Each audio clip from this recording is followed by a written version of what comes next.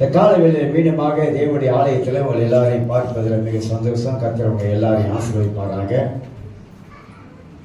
வாலிபர்கள் சிறப்பான சில நாடகங்களை நமக்கு தயார் பண்ணாங்க. நல்ல சாட்சிகளை கேட்டோம்.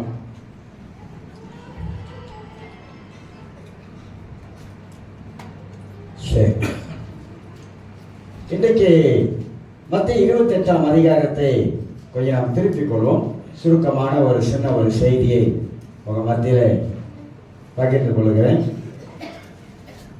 மத்திய 28ஆம் அதிகாரம் எல்லாருக்கும் தெரிந்த ஒரு பகுதி தான். அதிலிருந்து சில வார்த்தைகளை பேசலாம் என்று எண்ணுகிறேன். 28ஆம் அதிகாரத்திலே வசனம் 18, 19, 20 3 வசனத்தை வாசிக்கிறேன். அப்பொழுது இயேசு சமீபத்தில் வந்து அவர்கள் நோக்கி, வானத்திலும் பூமியிலும் சகல அதிகாரமும் எனக்கு கொடுக்கப்பட்டிருக்கிறது. ஆகையால் நீங்கள் புறப்பட்டு போய் சகல ஜாதிகளையும் சீஷராக்கி பிதா குமாரன் பரிசுத்த ஆவியின் நாமத்தினாலே அவளுக்கு ஞானஸ்நானம் கொடுத்து, நான் உங்களுக்கு கட்டளையிட்ட யாவையும் அவர்கள் கை கொள்ளும்படி அவர்களுக்கு உபதேசம் பண்ணுங்கள். இதோ உலகத்தின் முடிவு படைந்த சகல நாட்களிலும் நான் உங்களுடைய கூட இருக்கிறேன் என்றார். ஆமென் என்று வாசிக்கிறோம். சரி, இந்த வேத பகுதி ரொம்ப ரொம்ப ஒரு முக்கியமான வேத பகுதி. இந்த பகுதியிலிருந்து ஆண்டவராக இயேசு கிறிஸ்து இந்த உலகத்துல வாழ்ந்த காலங்களிலே இப்ப ஈஸ்டர் பண்டிகை எல்லாருமாக நம்ம கொண்டாடுகிறோம். ஏன் கொண்டாடுகிறோம்? இயேசு கிறிஸ்து இந்த உலகத்திலே அவர் வந்து நமக்கு ஒரு மீட்பை கொடுத்தாரு. அந்த மீட்பை கொடுத்தது மட்டுமல்ல, அவர் மரித்து 3ஆம் நாள் உயிரோடு எழுந்து வந்த சத்தியம் கிறிஸ்துவ மார்க்கத்துக்கு மிக மிக ஒரு அஸ்திபாரமான ஒரு சத்தியம். அது ஆண்டவர் பூமியில இருந்த காலங்களிலே அவர் மரணத்தை அவரே அறிவிச்சிருக்கிறார். சீசரிடத்தில் உயிர்த்தெழுதலை குறித்து ஆண்டவர் சொல்லி இருக்கிறார். அப்போஸ்தலர் 1ஆம் அதிகாரத்தில் நீங்க வாசித்த 8ஆம் வசனம் வாசிக்கும் பொழுது, தேவதூதன் இயேசு கிறிஸ்து அவர் மரித்து உயிர்த்தெழுந்து பரமேறி போவதை தேவதூதன் அப்படி வார்த்தையில சொல்லுகிறான். இதோ ஏன் வானத்தை அண்ணாந்து பார்க்கிறீர்கள்? இதோ இந்த ஆண்டவராக இயேசு கிறிஸ்து எப்படி வானத்துக்கு எழுந்தருளி போகிறாரோ அப்படியே மீண்டுமாக இந்த உலகத்துக்கு வருவார் என்று சொல்லி தூதன் சொல்வதை குறித்து நாம் அறிந்து கொள்கிறோம். இன்னைக்கு திருச்சபைக்கு தேவன் கொடுத்த இந்த அதிகாரம், வல்லமை, அபிஷேகத்தை பத்தி கொஞ்சம் சிந்திக்கலாம் என்று ஒரு 17 காரியங்களை பேச முடியா பேசுறேன், இல்லைன்னா நம்ம நிப்பாட்டிடுவோம். திருச்சபைக்கு தேவன் கொடுத்த அதிகாரம், வல்லமை, அபிஷேகம், இந்த 3 காரியத்தை உள்ளடக்கி பேசலாம் என்று எண்ணுகிறேன். ஆண்டவராக இயேசு கிறிஸ்து உயிர்த்தெழுந்த பிற்பாடு இந்த புதிய உடன்படிக்கை இப்பொழுது அமலுக்கு ஆண்டவர் கொண்டு வருகிறார். இயேசு வாழ்ந்த காலத்தில் ஆண்டவர் பழைய ஏற்பாட்டுடைய உடன்படிக்கை கீழே தான் இயேசு இருந்தார். ஆனா இப்பொழுது இயேசு மரித்து உயிர்த்தெழுந்த பிற்பாடு புதிய உடன்படிக்கை இப்பொழுது சபைக்கு கொண்டு வருகிறார். இப்பதான் சபை என்ற ஒரு வார்த்தையாகப்பட்டது. இனிமே சபை ஆரம்பிக்கப்பட போகிறது, சபை கட்டப்பட போகிறது. அந்த சபை எப்படியெல்லாம் இருக்க போகிறது என்பதை குறித்து ஆண்டவர் இருந்த நாட்களிலே, என் சபையை நான் கட்டுவேன், பாதாளத்தின் வாசல்கள் அதை மேற்கொள்ளாது என்று சொல்லி ஆண்டவர் பூமியில் இருந்த காலங்களில் சபையை பற்றி பேசிக் கொண்டு வந்தார். ஆனா அந்த சபை எப்பொழுது இந்த பூமியிலே அது ஆரம்பிக்கப்பட்டது என்பதை குறித்து தான் இதுல 17 காரியங்களை நாம் சுருக்கமாக சொல்லி பார்க்கலாம் எண்ணுகிறேன். இயேசு மரித்து உலகத்திலே அவர் உயிரோடு எழுந்த பொழுது 3 தரிசனங்கள் மூலமாக சீசரிடத்தில் போயிட்டு ஆண்டவர் சந்தித்தார் என்பதை எல்லாருக்கும் நமக்கு தெரியும். அப்படி சந்திக்கும் பொழுது ஆண்டவராக இயேசு கிறிஸ்து 40 நாள் அளவும் சீசர்களை அவரோடு வைத்து அந்த 40 நாள் அளவும் தேவனுடைய ராஜ்யத்திற்கு அடுத்த காரியங்களை திட்டமாக சீசர்களுக்கு போதித்து வந்தார் என்பதையும் நாம் வேதத்திலே அப்போஸ்தலர் புத்தகத்திலே 1ஆம் அதிகாரத்தை வாசிக்கும் போது அங்கே நாம் விளங்கிக் கொள்ள முடியும். இப்படி ஆண்டவராக இயேசு கிறிஸ்து சீசர்கள் மீண்டுமாக அவர் வாழ்க்கையில நம்பிக்கை விசுவாசத்தை ஊட்டி வைத்து விட்டு போனார்.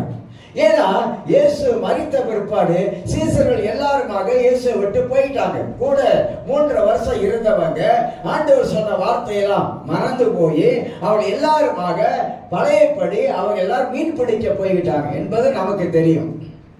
இப்படி ஆண்டவர் இந்த சீசரிடத்துல சொல்லும் பொழுது, நீங்கள் போய் பெந்தகோஸ் என்ற ஒரு நாள் வரும், நீங்க போய் அங்கே 10 நாள் காத்திருங்க. அப்படி காத்திருக்கும் போது பரிசுத்த ஆவினாலே நீங்கள் எல்லாருமாக அபிஷேகம் பண்ணப்பட்டு நீங்கள் இந்த உலகத்துக்கு சாட்சியாக மட்டுமல்ல, நீங்கள் ஆங்காங்கே சபைகளை நீங்கள் ஸ்தாபிக்க வேண்டும். என்னுடைய ராஜ்யம் இந்த பூமியிலே இங்க ஸ்தாபிக்கப்பட வேண்டும், அநேக மக்கள் ரட்சிக்கப்பட வேண்டும் என்று சொல்லி ஆண்டவர் அவர்களுக்கு அதிகாரத்தையும் வல்லமையும் அபிஷேகத்தையும் ஆண்டவர் தந்தார் என்பதை நாம் இங்கே அறிந்து கொள்கிறோம். அதனால்தான் வாசிக்கிறோம், நீங்கள் புறப்பட்டு போய் என்று வாசிக்கிறோம். இயேசு சொல்லுகிறார், சமீபத்தில் வந்து அவரை நோக்கி, வானத்திலும் பூமியிலும் சகல அதிகாரம் எனக்கு இருக்குது. வானத்திலும் பூமியிலும் எல்லா அதிகாரங்களும் எனக்கு இருக்குது. அந்த அதிகாரத்தை நான் உங்களுக்கு கொடுக்கிறேன். அந்த அதிகாரத்தை பயன்படுத்துங்க, என்னுடைய நாமத்தை பயன்படுத்துங்க என்று சொல்லி. ஏன்னா இயேசுடைய நாமத்தில் அதிகாரம் இருப்பு என்பதை நாம் வேதத்தின் மூலம் அறிந்து கொள்ளுகிறோம். சாத்தானை விரட்டும் பொழுது இயேசுடைய அதிகாரத்தை நாம் பயன்படுத்தக்கூடிய மக்களாக இருக்கிறோம். அப்ப கிறிஸ்து நமக்குள்ளாக வாழுகிறவராக, கிறிஸ்து நமக்குள்ளாக ஜீவிக்கிறவராக, கிறிஸ்து நம்மளை அபிஷேகம் பண்ணினவராக, நம்ம எல்லா பரிசுத்த ஆவின் அபிஷேகத்தை எல்லாரும் பெற்றிருக்கிறோம். அந்த 3ஆம் வசனம் சொல்லுகிறது. 2ஆம் வசனத்துல 19 வாசிக்கும் போது, ஆகையால் நீங்க புறப்பட்டு போங்க, சகல ஜாதிகளையும் சீஷராக்குங்க. அப்ப நீங்க புறப்பட்டு போகணும். எங்க போகணும்? உலகத்துக்குள்ளாக நீங்க புறப்பட்டு போக வேண்டும். இயேசு உலகத்தில் இருந்த காலத்துல ஆண்டவர் வந்து இஸ்ரவேல் வீட்டாருக்கு மட்டும்தான் போனாரு. ஆனா உயிர்த்தெழுந்த பிற்பாடு இயேசு கிறிஸ்து சொல்லுகிறாரு, இங்க ஒரு வாக்குத்தத்தம் வருகிறது, நீங்க சகல ஜாதிகளுக்கும் நீங்க என்ன பண்ண, சுவிசேஷத்தை நீங்க அறிவிக்கணும். ஆகினால நீங்க புறப்பட்டு உலகத்துக்குள்ளாக போங்க. அப்ப உலகத்துக்குள்ளாக போய் என்னுடைய சுவிசேஷத்தை மக்களுக்கு சொல்லுங்க. சொல்லி அவர்களை நீங்க என்ன செய்ய வேண்டும்? ரட்சிக்கப்பட்டவர்களை சீசராக்குங்க. சீசர்னா என்னை பின்பற்றக்கூடிய ஆட்களாக மாற்றுங்க என்று சொல்லி ஆண்டவர் சொல்வதை குறித்து பார்க்கிறோம். அந்த 20ஆம் வசனம் தான் நமக்கு ஒரு வாக்கு தத்தத்தை ஆண்டு சொல்லிவிட்டு போறாரு. நான் உங்களுக்கு கட்டளையிட்ட யாவையோ அவர்கள் கை கொள்ளும்படி அவர்களுக்கு உபதேசம் பண்ணுங்கள். நான் உங்களுக்கு என்னெல்லாம் கட்டளையிட்டு இருக்கிறதோ அதை நீங்கள் கை கொண்டு மற்றவர்களுக்கு நீங்க போதிக்க வேண்டும் என்று சொல்லி அங்க வாசிக்கிறோம். இதோ உலகத்தின் முடிவு பரியந்தம் சகல நாட்களிலும் நான் உங்களோட கூட இருக்கிறேன், உங்களுக்குள்ளாக இருக்கிறேன். எப்படி சொல்றாரு? உலகத்துல முடிவு பரியந்தம் சகல நாட்களிலும், கஷ்ட நாட்கள், துன்ப நாட்கள், சோதனை நாட்கள், எல்லா நாட்களிலும் நான் உங்களுக்குள்ளாக தான் இருக்கிறேன். உயிர்த்தெழுந்த இயேசு நமக்குள்ளாக இருக்கிறார் என்பதை முதலாவதாக நாம் ஆணித்தரமாக விசுவாசிக்கிறோம். எந்த விதமான காரியம் வந்தாலும் நாம் நினைக்க வேண்டியது, ஆண்டவரே நீ உயிர்த்தெழுந்த கர்த்தர், நீர் எனக்குள்ளாக இருக்கிற என்பதை நான் விசுவாசிக்கிறேன் ஆண்டவரே. இதுதான் நம்முடைய வாழ்க்கையில காணப்பட வேண்டிய அஸ்திபாரமான காரியங்கள் என்பதை நாம் அறிந்து கொள்ளுகிறோம். அப்ப உயிர்த்தெழுந்த இயேசு கிறிஸ்து புதிய உடன்படிக்கையை அவர் கொண்டு வருகிறார். எங்க கொண்டு வருகிறார்? சபைக்குள்ளாக இந்த புதிய உடன்படிக்கை வர ஆரம்பிக்கிறது. இப்ப ஒண்ணு காரியமா சுருக்கமா நான் சொல்லிக் கொண்டு வருகிறேன். முதலாவதாக சபை எப்படி செயல்பட வேண்டும், சபை எப்படி செயல்படக்கூடாது. இந்த 2 பக்கமும் வேதம் நமக்கு ரொம்ப அழகா எடுத்து காட்டுகிறது.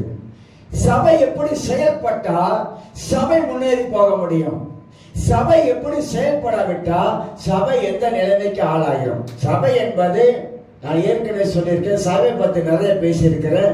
நம்ம தான் சபை, நமக்குள்ளாக தான் ஆண்டவர் வாழுகிறார், நமக்குள்ளாக தான் பரிசுத்த ஆவியானவர் நமக்குள்ளதான் இருக்கிறார்.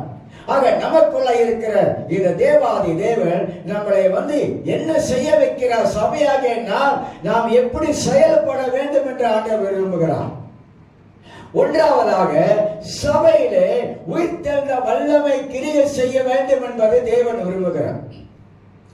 நமக்குள்ளாக ஒரு உயிர்த்தெழுந்த வல்லமை அதை வேலை செய்து கொண்டே இருக்க வேண்டும்.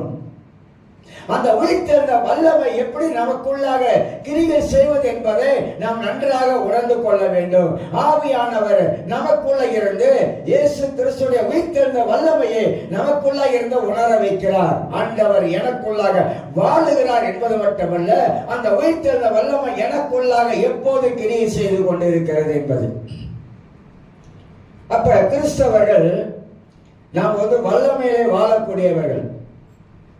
கிறிஸ்தவர்கள் சாத்தானை மேற்கொண்டு தேவனுடைய வல்லமையிலே இந்த உலகத்திலே நாம் வாழ வேண்டியது அவசியமா இருக்கிறது. ஏன் இயேசுடைய உயிர்த்தெழுந்த வல்லமையிலே நாம் வாழ வேண்டும் என்றால், நமக்கு எதிராக பொல்லாத சக்திகள் இருக்குது. இந்த பொல்லாத சக்திகளை நாம் எதிர்க்க வேண்டும் என்றால் நமக்குள்ளாக இந்த உயிர்த்தெழுந்த வல்லமை எப்போது இருப்பது அவசியம். ஏனென்றால் பிசாசு அநேக தடவைகளில் நம்மள வாழ்க்கையில பலவிதமான குழப்பங்கள், பலவிதமான போராட்டங்கள், பலவிதமான சோதனைகள், நம்முடைய வாழ்க்கையில சில பலவீனங்கள், சில சோர்வுகள், இதெல்லாம் நாம மேற்கொள்வதற்கு அவன் கொண்டு வருகிற எல்லா காரியத்தை மேற்கொள்ள வேண்டும் என்றால் சபைக்குள்ளாக உயிர்த்தெழுந்த வல்லமை கிரியை செய்யும். இரண்டாவதாக, நம்முடைய திருச்சபையாக நாம தான் தேவனுடைய ஆலயமா இருக்கிறோம். நமக்குள்ளாக எதிராக வருகிற அம்புகளை உடைக்கணும். 91 சங்கீதம் எல்லாரும் வாசிப்போம். எல்லாரும், உன்னதமானவருடைய மறைவில் இருக்கிறவன் சர்வ வல்லருடைய நிலையை தங்குவான். நான் தேவனை நோக்கி அவரை நடக்கலை என் கோட்டை, நான் நம்பி இருக்கிற தேவன் என்று சொல்லுவேன். இப்படிதான் வாசிக்கிறோம். நிறைய காரியங்கள் அதுல சொல்லப்பட்டிருக்கிறது. அப்ப ஆண்டவர் உன்னதமானவர், அவருடைய நிழலில், அவருடைய மறைவுக்குள்ளாக நாம் காணப்பட வேண்டும் என்றால் நமக்கு வருகிற எதிராக வருகிற பிசாசுடைய அரண்கள், பிசாசுடைய கோட்டைகள், பிசாசு கொண்டு வருகிற தடைகள், பிசாசுடைய தந்திரங்களை உயிர்த்தெழுந்த வல்லமையின் மூலமாக இயேசுவின் நாமத்தினாலே பரிசுத்த ஆவியுடைய உதவியோடு கூட அப்படிப்பட்ட காரியங்களை நாம உடைக்கணும். அப்படிப்பட்ட காரியங்களை எதிர்த்து நிற்கணும். அதற்கு எதிராக நாம் ஆண்டவர் சமூகத்தில் நின்று அவைகளை விரட்டணும். பிசாசு தான் இன்னைக்கு நமக்கு பலவிதமான காரியங்களை நம் வாழ்க்கையில கொண்டு வருகிறோம். பலவிதமான நம்ம சிந்தனைக்குள்ளாக பலவிதமான காரியங்களை விதைக்க ஆரம்பிக்கிறார். நல்லவைகளை ஆண்டவர் விதைக்கிறார், ஆனால் பிசாசாகப்பட்டவர் தேவையான காரியங்களை விதைக்கிறான். அப்ப எந்த காரியத்தை சாத்தான் நம்முடைய வாழ்க்கையில மனதில் விதைக்கிறானோ அதுக்கு எதிராக நம்ம பேசணும். அதனால ஆண்டவர் பைபிள்ல ஏகப்பட்ட ஆயிரக்கணக்கான வாக்கு தத்தங்களை கொடுத்திருக்கிறார். நம்ம வாக்கு தத்தங்களை பயன்படுத்தணும். என் நாமத்தினால எதை கேட்டாலும் ஆண்டவர் செய்வன் சொல்லி இருக்கிறார்ல. யோவான் 14:13 இந்த வசனத்துல வாசிக்கணும். நம்முடைய வாழ்க்கையில ஒரு குறைபாடு என்னன்னு கேட்டீங்கன்னா, நம்ம வார்த்தைகளை மனப்பாடம் பண்ணி மனதுக்குள்ளாக வைப்பது குறைவு. வாக்கு தத்தங்களை மனப்பாடம் பண்ணி மனதுக்குள்ளாக வைப்பது குறைவு. புதிய ஏற்பாட்டில் ஆண்டவர் நிறைய வார்த்தைகளை தந்திருக்கிறார். வார்த்தையின் மூலமாக தான் சாத்தானை மேற்கொள்ள முடியும். வார்த்தையின் மூலமாக தான் சாத்தானை அடிக்க முடியும். வார்த்தையின் மூலமாக தான் பிசாசை விரட்ட முடியும். வார்த்தை நமக்கு ரொம்ப அவசியம். தேவன் நமக்கு கொடுத்த வாக்கு தத்தங்களை நாம் மனதில் வைத்து எதிராக வருகிற இந்த பிசாசுடைய அம்புகளை நாமத்தான் உடைக்க வேண்டும். ஏனென்றால் இயேசு உயிர்த்தெழுந்தார், அவருடைய வல்லமை எனக்குள்ளாய் இருக்குது என்பதை முதலாவது நாம் விசுவாசிக்கணும். எனக்கு நன்றாக தெரியணும், எனக்கு நானே தெரியணும், எனக்குள்ளாக ஒரு தெய்வீக வல்லமை உள்ளே இருக்குது. அந்த தெய்வீக வல்லமையை நாம் எப்பொழுதும் அனல் மூட்டி கொண்டிருக்கிறேன். பவுல் தீமோத்தேயுக்கு சொல்லும் பொழுது இப்படி சொல்றாரு, தீமோத்தேயு, உனக்குள்ளாக இருக்கிற வரத்தை அனல் மூட்டு. நீ எப்பொழுது அனல் மூட்டி கொண்டே இருக்கணும். அப்ப எனக்குள்ள இருக்கிற உயிர்த்தெழுந்த வல்லமையை நான் எப்போது அனல் மூட்டி கொண்டே இருக்கிற மனிதனாக காணப்பட வேண்டும். அப்படி காணப்படும் பொழுதுதான் பிசாசுடைய சூழ்ச்சியை என்னால கண்டு கொள்ள முடியும். சாத்தானுடைய தந்திரங்களை நான் அறிந்து கொள்ள முடியும். அப்படி அறிந்து கொள்ளும் பொழுது நமக்குள்ளாக நம்முடைய ஆவியிலே பல காரியங்களை உணர்த்தப்படுவதை நாம் விளங்கிக் கொள்ள முடியும். கிறிஸ்தவ வாழ்க்கையில நம்ம ஏனோதானமா இருந்துட முடியாது. நமக்கு எப்போதும் யுத்தம் இருந்துகிட்டே இருக்குது. எப்போதும் நம்ம யுத்தத்தில் தான் நிற்கிறோம். சில வேளை நமக்கு போராட்டங்கள் நம்ம வாழ்க்கையில் இருந்து கொண்டு இருக்கோம். ஆனா இயேசு இந்த உலகத்தில் இருந்த பொழுது அவர் எல்லாவற்றையும் ஜெயித்தார். அவருடைய பிள்ளைகளாகிய நாமும் ஜெயிக்க முடியும். புலிக்கு பிறந்த பூனையாகுமா? சொல்லு, புலிக்கு பிறந்த பூனையாகாது. அது போல யூத ராஜசிங்கத்துடைய பிள்ளைகள் நாமெல்லாம். சிங்கம் ஒரு நாள் பின்னடையாது அப்படின்னு நீதிமொழிகள் சொல்லப்படுது. ஒரு நாள் சிங்கம் பின்னடைஞ்சு போகவே போகாதான். அடி வாங்கினாலும் குத்த வாங்கினாலும் அது அதோட வீரம், அதோட வீரத்தை அது காட்டும். அது போல நாம் எல்லாருமாக யூத ராஜசங்கத்துடைய பிள்ளையாக இருப்பதனால இந்த சடப்பைய சனிய சாத்தா கொண்டு வரக்கூடிய மன உளைச்சல்களை, நம்முடைய வாழ்க்கையில சோர்வுகளை, பலவீனங்களை இயேசுவின் நாமத்தினால அடிச்சு விரட்டணும். அடிச்சு விரட்டணும். எத்தனை சிங்கம் என்ன முழுங்க வந்துச்சு தெரியுமா அவங்களுக்கு? பல்லு இல்லாத சிங்கம். அதெல்லாம் எத்தனை புலி பதுங்கி அடிக்க வந்துச்சு தெரியுமா? ஆனா அவ்வளவுக்கும் நம்முடைய வாழ்க்கையில நமக்குள்ளாக ஒரு வல்லமை இருக்குது. அந்த வல்லமை தான் அவைகள் எல்லாம் நம்ம வாழ்க்கையில தாண்டி வர செய்யுது. வேற எதுவும் கிடையாது. அதனால்தான் வசனத்தை அதிகமாக மனதில் போட்டுக்கொண்டே இருக்கிறது. வசனத்தை அதிகமாக வார்த்தைகள் மூலமாக தான் நம்ம வாழ்க்கையில ஒரு பலனே இருக்குது. வார்த்தையில தான் பலன் இருக்குது.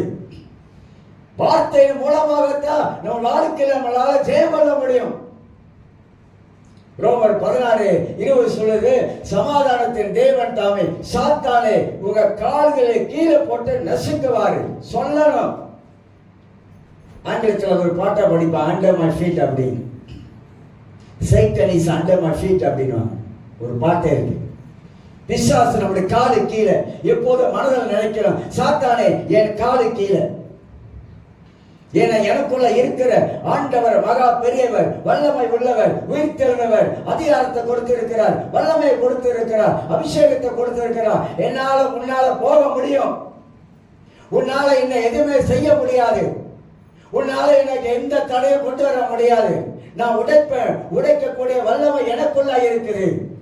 அதான் இயேசுடைய ஈஸ்டர் பண்டிகை, உயிர்த்தெழுந்த இந்த பண்டிகை ஏன் நம்ம வருடமான கொண்டாடுகிறோம் அப்படின்னாக்கா, நம்மளை இதுவரைக்கும் வாழ வைத்தவர், இதுவரைக்கும் வாழ வைக்கிறவர், இதுவரைக்கும் நடத்தி கொண்டு வருகிறவர் அந்த உயிர்த்தெழுந்த இயேசு கிறிஸ்து நமக்குள்ளாக வாழ்வதனால. நம்மளை போல கொடுத்து வச்ச மக்கள் யாரும் இல்லைங்க. நம்ம தான் கொடுத்து வச்ச மக்கள். உலகத்தில் கோடிக்கணக்கான மக்கள் இருந்தாலும் நம்ம கொடுத்து வச்சவங்க. ஏன்னா நம்ம இயேசு நமக்காக இந்த உலகத்துக்கு மீண்டுமாக வரப்போறார். உயிர்த்தெழுந்த இயேசு மீண்டும் வரப்போகிறார்.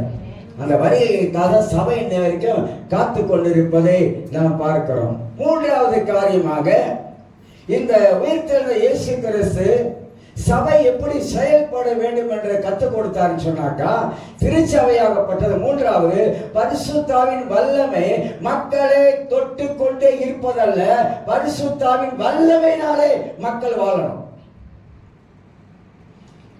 நான் ரட்சிக்கப்பட்ட பொழுது நான் பரிசுத்தா பெற்றுக் கொண்டேன். இப்ப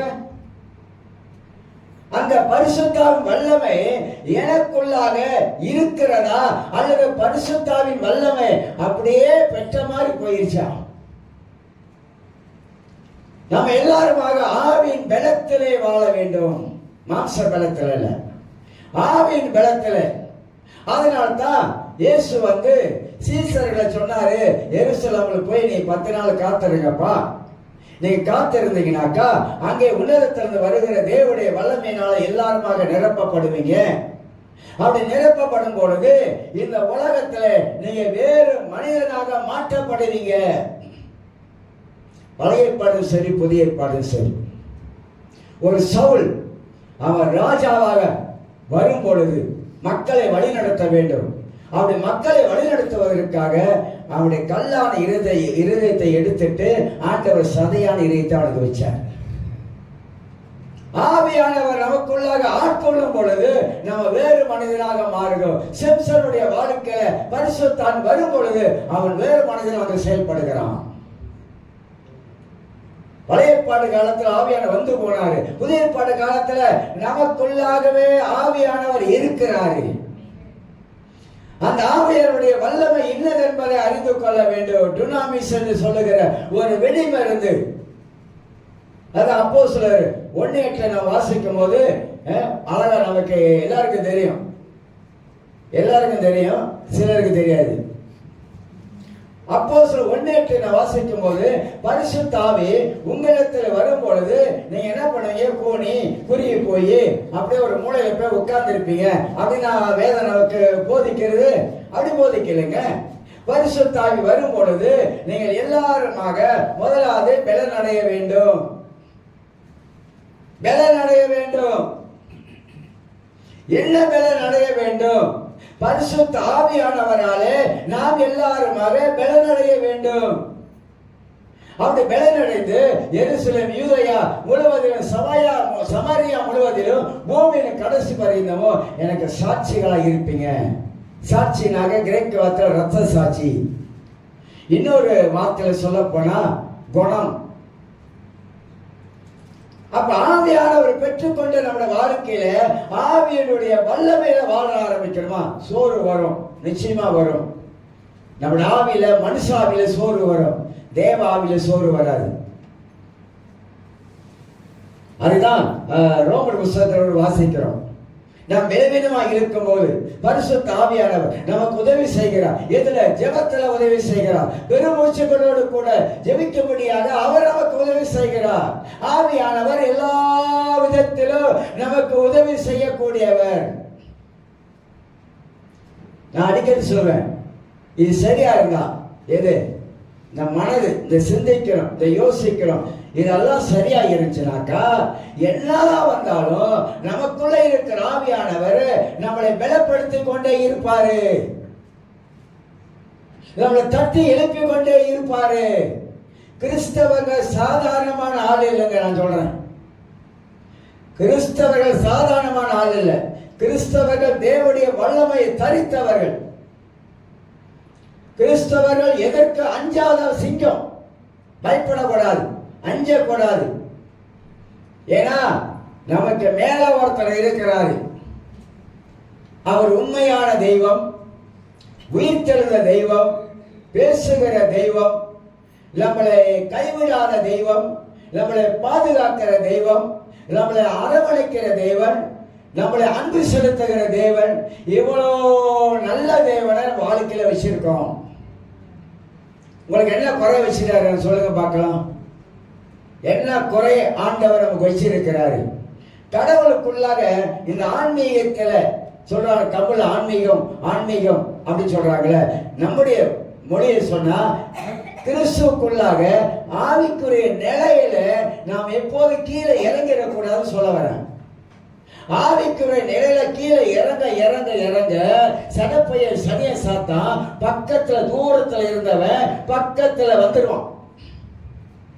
அதுல மட்டும் நம்ம விட்டே கொடுக்க கூடாது. அதுல மட்டும் நம்முடைய வாழ்க்கையை நம்ம கண்ணும் கருத்துமா செயல்பட வேண்டும்.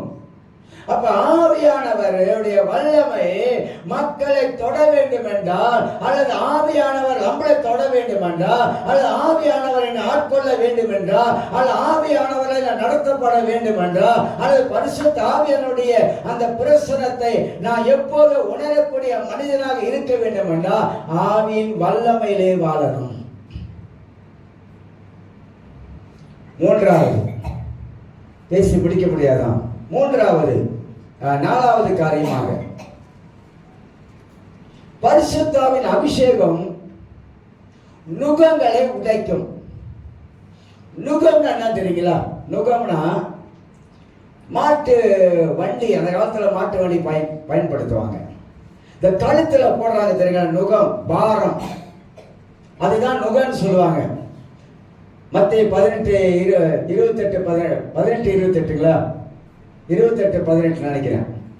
வருத்தப்பட்டு பாரம் சுமக்கிறவர்களே எல்லாரும் எங்கிடத்துல வாங்க, நான் உங்களுக்கு இளைப்பாற தருகிறேன், என் நுகத்தை நீங்க இட்டுக்கொண்டு. உங்களுக்கு அந்த நுகன்ற வார்த்தை வருதுல்ல, அந்த நுகம் நம்முடைய வாழ்க்கையில் இருக்கிற அந்த பார சுமை. அப்ப ஆவியானவரை நாம் பெற்றுக்கொண்ட அபிஷேகத்தை பெற்றுக்கொண்ட வாழ்க்கையில அந்த அபிஷேகம் நம் வாழ்க்கையில் இருக்கிற அந்த பாரத்தை உடைக்கும், நுகத்தை உடைக்கும். இந்த உலகத்துல வாழ்கிற வரைக்குங்க நம்முடைய வாழ்க்கையில நல்லவனா நீங்க 110% நீங்க நல்லவனா ஆண்டவருக்காக வாழும் பொழுது நமக்கு ஒரு கூட்டம் எதிராக பல காரியங்களை பேசுகிற கூட்டங்கள் ஒரு கூட்டம் உலகத்துல இருக்கும். அதை பார்த்தா கீழே விழுந்துருவோம். ஆனா இயேசுவை பார்த்தா ஒரு நாளும் விழ மாட்டோம். நம்மளை நிப்பாட்டி நம்மளை தூக்கி விட்டு நடத்துகிறவர் அவர்தான். நம்மளை சுத்திகரித்தவர் கழுவுகிறவர் அவர்தான். அதனால உலகத்துல நம்ம அவரை பார்த்து நம்ம வாழ ஆரம்பித்தா நிச்சயமாக நம்ம வாழ்க்கையில எல்லா நுகத்தையும் அபிஷேகம் உடைக்கும். இன்னொரு காரியம் சொல்ற கால வேளையில உண்மையாகவே நீங்க பரிசுத்தாவுடைய அபிஷேகம் உங்களுக்குள்ள இருந்தா அந்த அபிஷேகம் வேலை செய்தா, அந்த அபிஷேகம் கிரியை செய்தா, அந்த அபிஷேகத்துல நாம இருக்கிறோமா இல்ல அபிஷேகம் அப்படியே புஷ்னு போயிடுச்சா? இப்ப யாரும் அந்நிய பாஷையில பேசுறது இல்ல. ஏன்? ஆரம்பத்துல நல்லா பேசினாங்க, இப்ப பேசுறதெல்லாம் விட்டுட்டாங்க. ஏன்னா ரகசியம் தெரியல. அன்னைய மொழியை பேசுகிற ரகசியம் அநேகருக்கு தெரியாதனால தான் இன்னைக்கு அதை அப்படியே வேண்டாம்னு சொல்லி விட்டு எல்லாம் புஷ்னு போயிடுச்சு. ஆவிலே ஜெபிப்பதனால உள்ளான மனிதனுக்கு எவ்வளவு சத்து தெரியுமா உங்களுக்கு? பெரிய பெரிய டாப்பான ஊழியக்காரனுடைய அவங்களுடைய வார்த்தையெல்லாம் கேட்டு பாருங்க. எவ்வளவு நேரம் அவங்க ஆவில ஜெபம் பண்றாங்க. ஏன் ஆவில ஜெபம் பண்ணோம்? நாம் எல்லாரும் ஒரு ஆவியின் மனிதன். இந்த சரீரத்துல 108 பிளவினம் வரும். உள்ளான ஆவி அப்படி இல்லை. உள்ளான ஆவின் மனிதன் சீர்த்து பிடிக்க கூடாது. உள்ளான ஆவின் மனிதனுக்குள்ளாக ஆவியானவர் தந்திருக்கிற இந்த அந்நிய மொழியிலே நாம் பேச பேச பேச எனக்குள்ள இருக்கிற உள்ளான மனிதன் அவன் புஷ்டியா இருப்பான். 4 பேர் வந்தாலும் எட்டி உதைச்சு குத்தி தள்ளி போயிடும். அதுக்கு நான் சொல்றேன், பரிசுத்தாவை பெற்ற நீங்க ஏன் பேச மாட்டீங்க? ஏன் டெய்லி பேச மாட்டீங்க? ஏன் ஜெபத்துல பேச மாட்டீங்க? அப்ப ஆவியின் அபிஷேகம் நமக்குள்ளாக அனலா இருக்கும் போது நுகங்களை தட்டி உடைச்சி தள்ளிட்டு போயிடும். அஞ்சாவது காரியமாக சபை எப்படி செயல்பட வேண்டும் என்று சொல்றேன். செயல்படாம இருக்கிறது ஒரு பக்கம் இருக்குது. எப்படி நம்முடைய வாழ்க்கையில நாம் செயல்பட வேண்டும்? ஏன்னா இயேசு உயிர் தெழுந்தாரு. அந்த உயிர் தெழுந்த வல்லமை இன்னைக்கு நம்முடைய வாழ்க்கையில கிரியை செய்கிறது. இன்னைக்கு ஆண்டவர் இருக்கிறார். இன்னைக்கு கர்த்தர் பேசுறார். அஞ்சாவது சபை மக்கள் மத்தியில விடுதலையோடு வாழ வேண்டும்.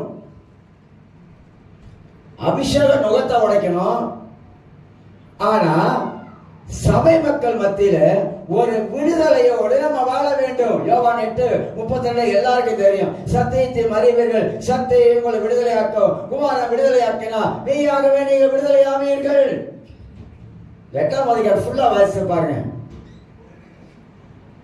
ஒருவனுக்கு ஏன் விடுதலை இல்லை? பாவத்துக்கு அடிமையாக இருக்கிறவன் பாவத்துக்கு அடிமையாக இருக்கிறான்.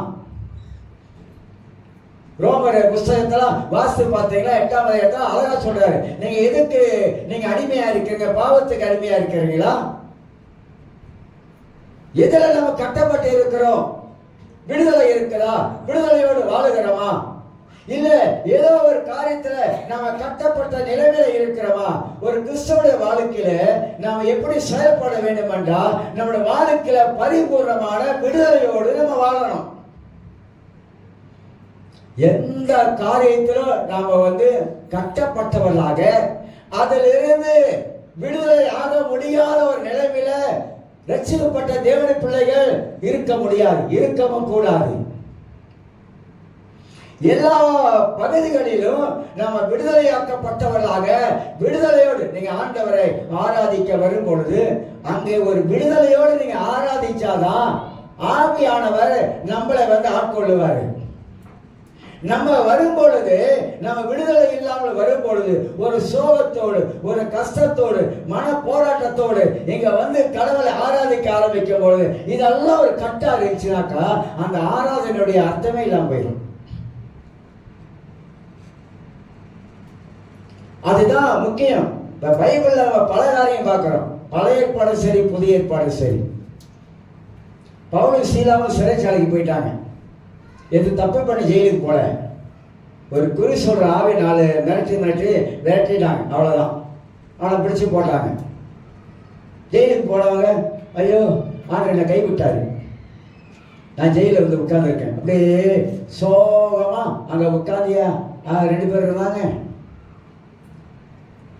அந்த இக்கட்டான நேரத்துல, அதுவும் சாதாரணமா இல்ல, தொழுவு மரத்துல மேல காலை கட்டி கீழே தம்போட்டாங்க.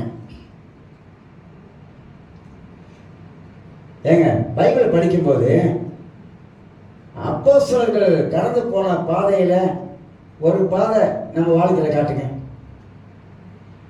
அப்போஸ்தலர்கள் 12 அப்போஸ்தலர்கள் போன பாதையில நம்ம போற பாதையை, ஒரு பாதையை அதோட ஒப்பிட்டு கொஞ்சம் காட்டுங்க.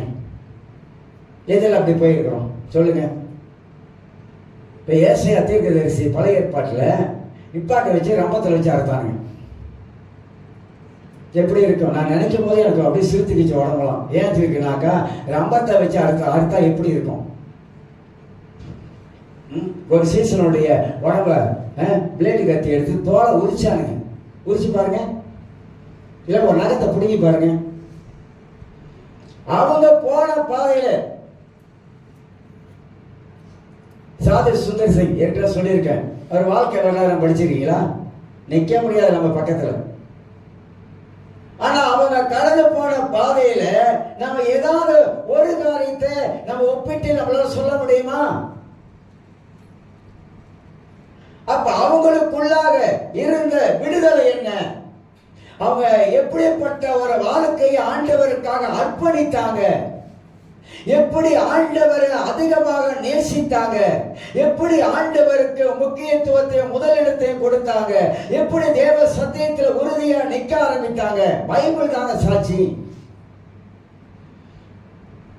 அப்ப அவங்களுக்குள்ள அன்றைக்கு அவங்களுக்குள்ளாக செயல்பட்டதான கர்த்தருடைய வல்லமையும் கர்த்தருடைய ஆவியானுடைய கிருபையும் நீங்க பார்த்தீங்கன்னாக்கா அது மாறுபட்டதா காணப்பட்டது. அதனால தான் சத்தியத்தை அறியணும். அறிஞ்சிட்டோமா? அறிஞ்ச விடுதலை இருக்கணுமே. ஏன் விடுதலை நம்ம வாழ்க்கையில பரிபூர்ணமான விடுதலை வரமாட்டது? எதனால விடுதலை இல்லாமல் நாம் வாழ ஆரம்பிக்கிறோம்? விடுதலை இல்லாமல் கிறிஸ்தவங்க வாழக்கூடாதுங்க. எல்லா ரீதியிலும் நம்ம விடுதலையாக்கப்படணும். 7வது காரியம், 6வது காரியமாக சபை முன்னேறி போகணும். நீங்களும் நானும் முன்னேறி போகணும். மீகா 2ஆம் அதிகாரம் நீங்க 13ஆம் வசனத்தை வாசிக்கும் போது, தடைகளை உடைக்கிறவர் நமக்கு முன்பாக போகிறார். மீகா 2:13. யாரு நமக்கு முன்பாக போகிறார்? தடைகளை உடைக்கிறவர்.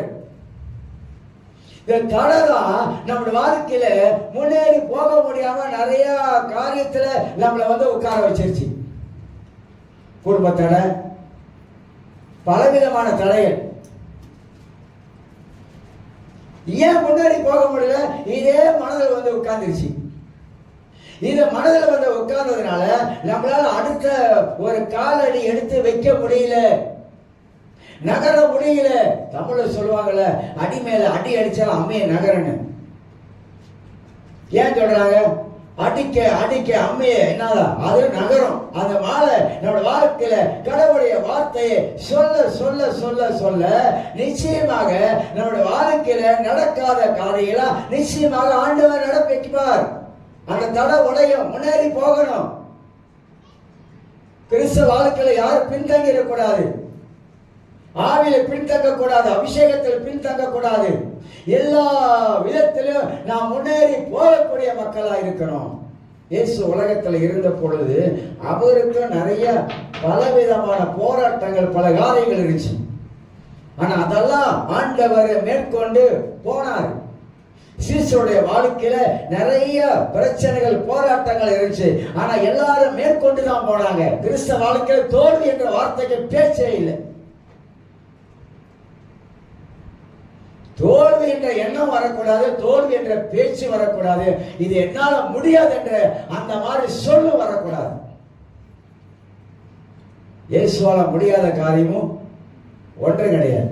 இயேசுவால எல்லாமே முடியும். அதனால்தான் இயேசுவோட உயிர்த்தெழுந்தனால நாம கொண்டாடும் பொழுது அவரு ஆண்டவர் உலகத்துல இருந்து மரித்து உயிர்த்தெழுந்த பிற்பாடு சபைக்கு ஆண்டவர் என்ன வச்சுட்டு போயிருக்கிறார், உங்களுக்கு எனக்கு ஆண்டவர் என்ன வச்சுட்டு போயிருக்கிறாரு, அதுதான் முக்கியமானது.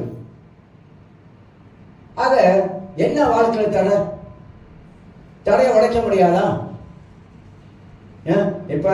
இப்ப துதி ஆராதனை ஒரு பேர் வச்சுட்டாங்க, பிரேக் த ஹால். என்ன வாழ இருக்குது?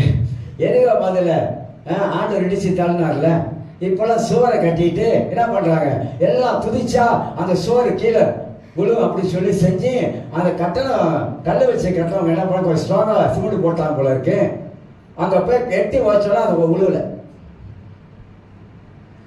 இந்த கோமாளித்தனம் எல்லாம் நம்மள தான் செய்வாங்க. கோமாளித்தனம் எல்லாம் நம்ம தான் செய்யுது. அன்னைக்கு ஆண்டவர் எரியோக்கு என்ன பண்ண, அவரே சொன்னாரு. அவர் சொல்லாததெல்லாம் நம்ம செய்வோம். இடையில அப்படிதான் நினைச்சு என்ன துதிச்சா எல்லாம் இடிஞ்சு உழுவுதா? ஒருத்தர் விநாயகர் அப்படித்தான். அவர் இல்ல, நல்ல வேலை கோவிட்ல இறந்துட்டார். விநாயகர் பெரிய ஒரு இடம் எடுத்து பயங்கரமா ஆராதனை பண்ணி எல்லாத்தையும் உடைக்கணும் அப்படின்னு செஞ்சிருக்காங்க. அந்த டைம்ல விநாயகர் மேம்பாலம் கட்டியிருக்கான். இவங்க துதிக்கிற நேரத்தில் அவன் சரியா கட்டளை போலக்கு கீழே விழுந்துருச்சு. உடனே சொல்லிட்டாங்க, புத்தியா நம்ம எல்லாம் ஆராதிச்சோம், அந்த பாலம் இடிஞ்சு விழுந்துருச்சு. அந்த பாலம் இடிஞ்சு விழுந்ததுல என்ன இருக்குது, அது காரு போறதுக்கு செஞ்ச பாலம். அவன் சரியா இது பண்ணல, அது இடிஞ்சு விழுந்துருச்சு. என்னயா சரி, நமக்கு சிரிப்பு தான் வருது. இப்ப எதோட பண்ணாங்க, எதை சம்பவம் பண்றாங்க பாருங்களேன், எதை சேர்க்கிறாங்க பாருங்க. சேர்க்க கூடாத உடனே சேர்க்கிறாங்க. கர்த்தர் சொன்னாரா நீ ஆராதி இந்த பாலை இடிஞ்சு விழுந்து சொன்னாரா? இல்லையே. சொல்லாததெல்லாம் இன்னைக்கு அதை செஞ்சுக்கிட்டு இருக்கிறாங்க. இதுதாங்க இன்னைக்கு பிரச்சனை, நிறைய பிரச்சனைங்க. நீ போகக்கூட காலத்துல இந்த சத்தியத்துல நம்ம கரெக்டா இருக்காவிட்டால், இந்த சத்தியத்தை நாம் சரியா விளங்கிக் கொள்ளாவிட்டால் போகக்கூடிய காலங்கள் மோசமான காலமா மாறிடும். அதனால நம்முடைய வாழ்க்கையில நாம முன்னேறி போக வேண்டியது அவசியமா இருக்கிறது. அடுத்த ஒரு காரியம் சொல்லி சுருக்கமா கடந்து போயிடுறேன், நேரம் ஓடுது. சபை எப்படி இருக்க வேண்டும் என்றால், சபை எப்படி செயல்பட வேண்டும் என்றால், அப்போஸ்தலர் 12ஆம் அதிகாரத்தை கொஞ்சம் திருப்பிக் கொள்ளும். அப்போஸ்தலர் 12ஆம் அதிகாரத்தை சபை அன்றைக்கு எப்படி செயல்பட்டது, சபை இன்றைக்கு எப்படி செயல்பட்டு கொண்டு இருக்குது என்பதை வேதம் தான் நமக்கு அற்புதமாக எடுத்து காட்டக்கூடிய புஸ்தகமா இருக்குது. 12 வாசிக்கிற நல்ல நம்பரை போய் எடுத்துடாதீங்க. அவள் இப்படி சிந்தித்துக் கொண்டு மார்க்கு என்னும் பேர் கொண்ட யோவானுடைய தாயாகிய மரியாள் வீட்டுக்கு வந்தால் அங்கே அநேகர் கூடி ஜெபம் பண்ணி கொண்டு இருந்தார்கள். பேதுரு ஜெயில இருந்து வராரு. தூதன் எழுப்பி கிளம்பு அவனுக்கே தெரியல. கிளம்புன்னு சொல்லி ரிமோட் பண்ணி ஆண்டர் மேல ரிமோட் தட்டுறாரு, கேட்லாம் திறக்குது. எல்லாம் வந்துட்டாங்க. இவங்க எல்லாம் ஏற்கனவே பேதுரு ஜெயில இருக்காரு, வெளியே வரணும்னு ஜெபம் பண்ணாங்க. இவங்க பேதுரு வந்து கதவை தட்டாரு, டொக்கு டொக்கு டொக்குன்னு கதவை தட்டாரு. ரோலை வந்து சந்தையில பாக்குறாங்க. இன்னைக்கெல்லாம் பாருங்க, அந்த காலத்துல பாருங்க, ஹோட்டல்லாம் போனா சின்ன ஒரு சந்தை வச்சிருப்பான், ஆள் யாரும் வெளியே நினைக்கலாம் பார்க்கலாம். இவங்க அந்த காலத்துல வச்சிருக்காங்க பாருங்க. வந்திருக்கிறது யாரு அப்படின்னு பாக்குறாங்க. பேதுரு நிற்கிறாரு. இவங்களுக்கு நம்ப முடியல. அப்ப ஜெபிச்சது என்னது? ஏன் ஜெபம் பண்ணீங்க வீட்டில் கூடி? அப்ப அன்றைக்கு அவங்க எல்லாருமாக ஒரு மனிதன் சிறைச்சாலை வெளியே வருவதற்காக அவங்க எல்லாரும் கூடி ஜெபம் பண்ணாங்க. கூடி ஜெபம் பண்ணா கோடி நன்மை. இன்னைக்கு கிறிஸ்தவ உலகத்துல இந்த ஜெபம் என்பது அப்படியே குறைஞ்சிருச்சுங்க. ஒரு காலத்துல ஆரம்பத்துல காணப்பட்ட அந்த ஜெபத்துடைய வேகம், ஆரம்பத்துல காணப்பட்ட அந்த ஜெபத்துடைய அனல், ஆரம்பத்துல காணப்பட்ட உபவாச நாள், ஆரம்பத்துல காணப்பட்ட அந்த துடிப்பு இன்னைக்கு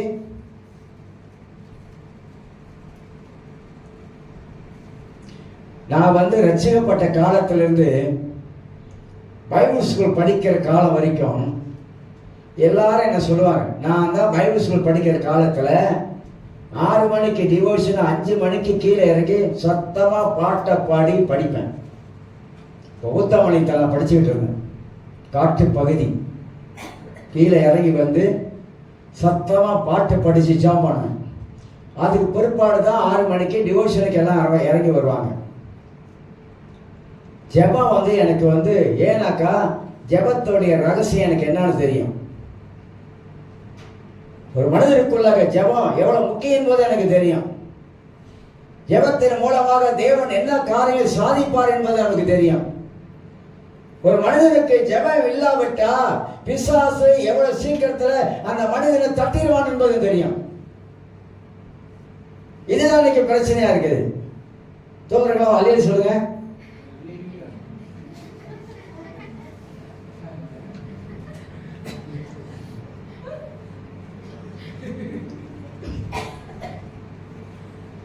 ஆரம்ப காலத்துல ஒரு வீட்டில் போய் ப்ரே பண்ண போவோம். அது ஊழியக்காரர் வீடு தான், ஜாப் பண்ணிக்கிட்டே இருப்போம். அவரோட மகன் பக்கத்தில் ப்ரே பண்ணிக்கிட்டே இருப்பாரு. முட்டி போட்டவர் 3 காலம் ஆகிரும். முட்டி போட்டு ஜாப் பண்ணவர் 3 காலம் ஆகிடும்னா என்ன அர்த்தம்? அப்படி தூங்கிடுவார். இப்ப இந்த பிரேயர் வந்து ஆதி அப்போஸ்தல காலங்கள்ல நீங்க பாத்தீங்கன்னாக்கா ஜெப வேலையாகிய அப்போஸ்தலர் 3ஆம் அதிகாரத்துல ஜெப வேலையாகிய 9ஆம் மணி நேரத்துல ஆலயத்துக்கு போறாங்க. ஏன்னா 9ஆம் மணி நேரத்துல ஆலயத்துல பலி செலுத்துவாங்க, அங்க ஒரு ஜெபம் நடக்கும் என்பதை அறிந்து 9ஆம் மணி வேலையாகிய அந்த நேரத்துல ஆலயத்துக்கு போறாங்க, ஜெபிக்க போறாங்க. பைபிள் முழுவதும் நல்லா வாசித்து பாருங்க. பிரேயர் வந்து எந்த அளவுக்கு வேதத்துல எழுதப்பட்டு இருக்கிறது. இயேசு ஏங்க ஜெபம் பண்ணணும்? அவர் ஜெபிக்க வேண்டிய அவசியமே இல்லைங்க. யோவான் 17ஆம் அதிகாரத்துல 3ஆ பிரிச்சு பார்த்தீங்கன்னாக்கா ஆண்டவர் ஜெபிக்க ஆரம்பிக்கிறாரு. கெத்செமனே தோட்டத்துல ஆண்டவர் ஜெபிக்க ஆரம்பிக்கிறாரு. தனிப்பட்ட விதத்துல இயேசு போய் ஜெபிக்க ஆரம்பிக்கிறாரு. அவருக்கு இந்த மாம்சத்துல இந்த உலகத்துல இருக்கும்போது, மாம்சத்துல இருக்கும் பொழுது அவருக்கு ஜெபம் அவசியம் என்பதை அறிந்து கொள்ளுகிறோம். அதனால திருச்சபை எப்படி செயல்பட வேண்டும் என்று சொன்னாக்கா திருச்சபை கூடி ஜெபிக்கிற மக்களாக காணப்பட வேண்டும். நீங்க பாருங்க, நாட்டுல நிறைய பிரச்சனை வந்துருச்சு. நிறைய பிரச்சனை என்னென்னமோ இப்ப வந்து இதெல்லாம் செய்யறாங்க. மத பிரச்சனை வந்துருச்சு நிறைய. வரக்கூடிய காலத்துல எப்படி இருக்க போது நமக்கு தெரியல. நம்ம தான் ஆண்டவர் வச்சிருக்கிறார். தேசத்துக்காக நாம முழங்கால் படிட்டு ஜெபிக்கும்படியாக நம்மளைத்தான் கர்த்தர் தெரிந்து வச்சிருக்கிறார். உலகத்துல எந்த மனுஷனும் இல்லை. எந்த மனுஷனும் நாட்டுக்காக ஜெபம் பண்ண மாட்டாங்க. எந்த மனுஷனும் யாருக்கும் ஜெபம் பண்ண மாட்டாங்க.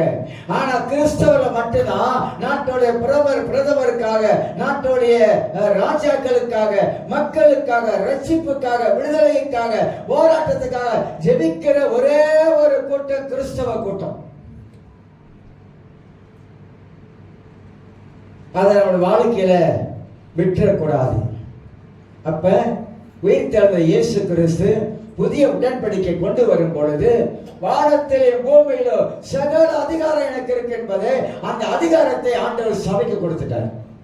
சபைக்குன்னா ஊழியக்காரனை கொடுத்துட்டான்னு அர்த்தம் இல்ல. உங்களுக்கு எல்லாருக்கும், விசுவாசிகள் எல்லாருக்கும் ஆண்டவர் அதிகாரத்தை கொடுத்திருக்கிறாரு, அபிஷேகத்தை கொடுத்திருக்கிறாரு, வல்லமையை கொடுத்திருக்கிறாரு. அதிலே நம்ம வாழக்கூடிய மக்களாக இருக்க வேண்டும். எட்டாவதாக சபையாகப்பட்டது எப்படி செயல்பட வேண்டும் என்றால், சபை அது தேவனுடைய வார்த்தையில அஸ்திவாரம் போடணும். ஏன் தேவனுடைய வார்த்தையில அஸ்திவாரம் போடணும்? அப்பதான் அது காத்தடிச்சாலும் புயல் அடிச்சாலும் என்ன மழை பெய்ஞ்சாலும் அசையாது, அசையாம இருக்கும். ஒன்பதாவது காரியமாக சபை எப்படி செயல்பட வேண்டும்? திருச்சபை தேவ ஆலோசனையை நாட வேண்டும். சும்மா துண்டு துண்டா சொல்லிட்டு போறேன். கடவுளுடைய ஆலோசனை எங்க இருக்குது? நீதிமொழிகள் 2:11 கொஞ்சம் திருப்பிங்க. நீதிமொழிகள் 2:11 இதெல்லாம் நான் உட்கார்ந்து இந்த வசனத்தை எடுத்து நான் உட்கார்ந்து தியானம் பண்ணும்பொழுது இந்த வார்த்தையெல்லாம் மனதுக்குள்ள வந்த வார்த்தைங்க. என் மனதுக்குள்ள வந்த வார்த்தை தான் இந்த கால வேளையில உங்க மத்தியில பேசிக்கொண்டிருக்க. 2:11 கொஞ்சம் திருப்பிக்கோ. 2:11 நல்ல யோசனை உன்னை காப்பாற்றும், புத்தி உன்னை பாதுகாக்கும். நல்ல யோசனை எங்க இருக்குன்னா, நல்ல யோசனைகள் எல்லாம் பைபிள்ல இருக்குது, எல்லாம் வேதத்துல இருக்குது. அதுதான் நம்மளை என்ன செய்யும்? பாதுகாக்கும். ஒரு மனிதனுக்கு எவ்வளவுக்கு எவ்வளவு பைபிள்ல இருந்து நல்ல ஆலோசனைகளை அவன் பெற்றுக் கொள்ளுகிறானோ அவன் இந்த பூமியில சிறந்த மனிதனாக இருப்பான், சிறந்து விளங்குவான். அவன் வாழ்க்கை மேன்மையா இருக்கும். அவங்க ஆசீர்வதிக்கப்பட்டவங்கள காணப்படுவாங்க. ஏன்னா அவங்க கேட்கறதா கடவுளுடைய ஆலோசனை. பைபிள்ல ஆதி ஆகமத்திலிருந்து வெளிப்படுத்துற வரைக்கும் தேவ ஆலோசனை தண்ணீர் போல கொண்டு எடுக்கலாம். அவ்வளவு ஆலோசனை இங்க இருக்குது. அதுல ஒரே ஒரு காரியத்தை உங்களுக்கு எப்படி இந்த தேவ ஆலோசனையில நான் வாழ்வதற்கு பைபிள் ஒரு வார்த்தையை உங்களுக்கு காட்டுகிறேன். எப்படி அதை நமக்கு சொல்லுகிறது என்பதை இந்த ஆலோசனை மூலமாக நாம விளங்கிக் கொள்ளலாம். ஒரு வார்த்தை இருக்கு, எடுத்து காட்டுறேன் பாருங்க. ஏன்னா வேதத்தை படிக்க படிக்க தான் வாழ்க்கையில அவ்வளவு காரியத்தை கற்றுக்கொள்ள முடியும். அனுபவத்தில் சொல்றேன். நீதிமொழிகள் 17ஆம் அதிகாரம் 27 வசனம் பாருங்க. அறிவாளி தன் வார்த்தைகளை அடக்குகிறான். இது ஒரு ஆலோசனை. பைபிள்ல நமக்கு கொடுக்கப்படுகிற ஒரு அற்புதமான ஆலோசனை. அறிவாளி தன் வார்த்தைகளை அடக்குகிறான். விவேகி குளிர்ந்த மனம் உள்ளவன். அறிவாளி வார்த்தைகளை அடக்குகிறான். சொல்ல வேண்டிய வார்த்தை சொல்லக்கூடாத வார்த்தை, பேச வேண்டிய வார்த்தை பேசக்கூடாத வார்த்தை, உள்ளுக்கு வைக்கிற வார்த்தை, இதெல்லாம் ஒரு ஆலோசனையாக பைபிள்ல நமக்கு சொல்லப்படுது. இன்னொரு காரியம் சொல்லி இதோட நிப்பாட்டுகிறேன். 10வது காரியமாக 10வது காரியம் சபை எப்படி செயல்பட வேண்டும்? உயிர்த்தெழுந்த வல்லமைக்குள்ளாக சபை எப்படி செயல்பட வேண்டும்? அதிகாரம், வல்லமை, அபிஷேகம் சபைக்கு ஆண்டவர் கொடுத்திருக்கிறாரு. இப்படி கொடுத்திருக்கும் போது 10வது காரியமாக சபைக்குள்ளாக நம்முடைய வாழ்க்கைக்குள்ளாக உலகம் ஒரு நாள் வந்துடவே கூடாது. நாமதான சபை. இந்த சபைக்குள்ளாக உலகம் வரக்கூடாது. இன்னைக்கு ஒரு காலத்துல இருந்த கிறிஸ்தவ வாழ்க்கைக்கு இப்ப இருக்கிற கிறிஸ்தவ வாழ்க்கைக்கு ரொம்ப மாறுபட்டுருச்சு. இப்ப எல்லாம் மீடியா வந்ததுனால இப்ப வர்ஷிப் ஆராதனை எல்லாம் நிறைய பார்க்கறாங்க. நல்லதை பார்த்து எடுத்துக்கொள்றது நல்லது. ஒரு இதில் பார்த்தேன். இப்போ இருக்க காலத்துல நீங்க நல்லா கவனிச்சீங்கன்னா உண்மையிலேயே வாலிப பிள்ளைகளை எந்த விதத்திலும் குறை சொல்லவே கூடாது. ஏன் சொல்லக்கூடாது தெரியுங்களா? அவங்களாம் நல்லதா இருக்காங்க, நல்லதா இருக்கிறாங்க. ஆனா யார் கெடுக்கிறா தெரியுமா? யார் கெடுக்கிறா தெரியுமா? இப்ப நான் மேல நின்று ஒரு வர்ஷிப் நடத்துறேன் அப்படின்னாக்கா, இந்த மைக்கேல் ஜாக்சன் சைட்ல மினுக்கு மினுக்கு போட்டுட்டு இருப்பான் தெரியுங்களா? பார்த்துருக்கீங்களா? சிலுவாருக்கு சைட்ல எப்படி இருக்கும்? அப்படியே மினுக்கு மினுக்கு மினுக்கு அப்படியே போட்டுருக்கும். இந்த சைட்ல பார்த்தா மினுக்கு மினுக்கு போட்டுக்கிட்டு இப்படி போட்டுக்கிட்டு நான் மேல நின்று பாட்டை நடத்தினாக்கா, இந்த வாலிப பிள்ளைங்கெல்லாம் ஓ பரவாயில்லையே பாஸ்டரே சைட்ல மினுக்கு மினுக்கு போடும்போது நாங்க போட்டா என்ன? யார் கெடுக்கிறா பார்த்தீங்களா? யாரு அவங்கள பக்தியிலையும் பரிசுத்தத்திலையும் வார்த்தையும் வளர்க்க வேண்டியவங்க இன்னைக்கு அவங்களே ஒன்னும் சொல்ற மாதிரி இல்லைங்க. இன்னும் சொல்ற மாதிரி இல்லை. அந்த மாதிரியான சூழ்நிலைக்கு இன்னைக்கு கிறிஸ்துவ உலகம் தள்ளப்படுது. உலகம் வருது. உலகம் உள்ள வந்தோம்னா உலகம் எப்படி இருக்குது அது போல மாற ஆரம்பிச்சிடறாங்க. உலகத்துல வாழ்றோம் சரிதான், இல்லைன்னு சொல்லல. நமக்கு சில ஆசைகள் மற்ற காரணம் இருக்கிறதா தப்பு நான் சொல்ல வர மாட்டேன். அதெல்லாம் நான் எனக்கு தெரியும், எல்லாம் நல்லது. ஆண்டவர் நம்மளை இந்த உலகத்துல வச்சிருக்கிறாரு. ஆனா உலகத்தாளுடைய காரியங்கள் நம்ம வாழ்க்கையில வந்துருச்சுன்னா அது தலைகள் ஆகிடும் சொல்ல வரேன். அதான் வேற ஒண்ணும் இல்லை. உலகம் ஒரு நாளும் நமக்குள்ள வரக்கூடாது. உலகம் ஒரு நாள் சபைக்குள்ள வரக்கூடாது. அரசியலும் சபைக்குள்ள வர முடியாது. ஏன்னா நம்ம ஆண்டவர் உயிர்த்தெழுந்த ஆண்டவர். அந்த உயிர்த்தெழுந்த ஆண்டவர் சபைக்கு புதிய உடன்படிக்கை கொடுத்த ஆண்டவர். சபைக்கு அதிகாரத்தை வல்லமை அபிஷேகத்தை கொடுத்த ஆண்டவர். இந்த பூமியிலே சபை எப்படி இயங்க வேண்டும் என்பதை நமக்கு கற்றுக் கொடுத்திருக்கிறார்.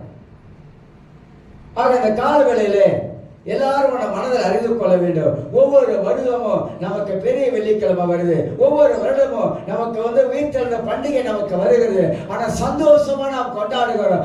ஏன் கொண்டாடுகிறோம்னா, என் ஆண்டவராக இயேசு கிறிஸ்து மரித்த கடவுள் அல்ல, என் ஆண்டவராக இயேசு கிறிஸ்து உயிர்த்தெழுந்த கடவுள். அவர் மீண்டுமாக என்னை மீட்டுக் கொள்வதற்கு, சபையை மீட்டுக் கொள்வதற்கு அவர் வரப்போகிறார். அவர் வருவதற்கு நாங்கள் எல்லாரும் ஆயத்தமாக இருக்கிறோம். எங்களுக்கு ஒரு மேலான ஸ்தலத்தை கர்த்தர் வச்சிருக்கிறாரு.